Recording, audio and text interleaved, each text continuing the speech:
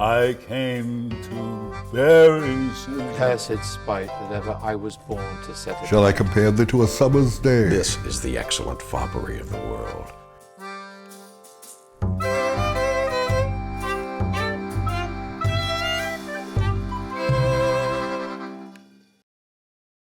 Richard III is probably my favorite.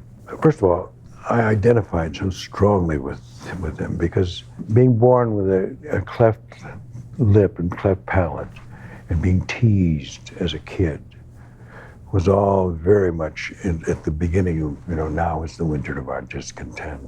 But I that am not shaped for sportive tricks, nor made to court an amorous-looking glass, that deformed, unfinished, sent before my time into this breathing world, scarce half made up.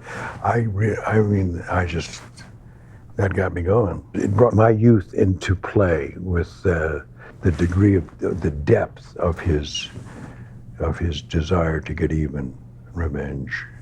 When I played him, I always felt the whole aspect of the deformity of Richard in the hand and the leg was in some ways an excuse, it's not quite the right word, a crutch.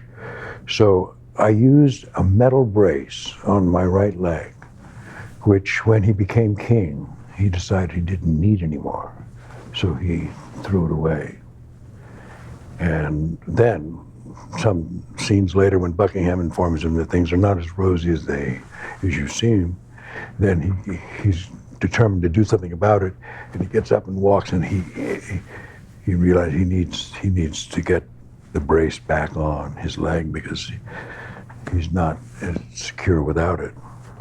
And I used the brace in the final battle as a weapon when after a horse, my kingdom for a horse, and his fight with Richmond, the swords are disarmed, the daggers are disarmed. He's left with nothing, so he uses the brace as a weapon, swinging it around. I think the most important turning point for him is the dream, the nightmare, when he really has to face his fear.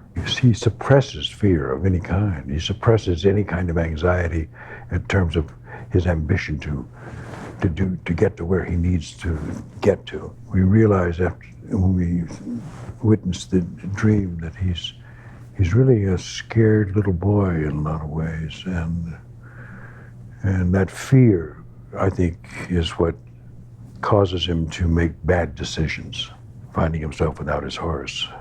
The great thing about Richard is, of course, he engages the audience right from the beginning, and the audience becomes complicit in his evil deeds. And together they are doing what they're doing. And that's where the brilliance of Shakespeare in enlisting the sympathy of the audience. But I think it's at a certain point you become morally objective as a member of the audience, and you have to distance yourself from Richard, and then you get back to him very close after the dream. Once, because it's so human, his fear. I mean, we identify so strongly with the nature of that behavior that we're rooting for him, and we're sad when he dies.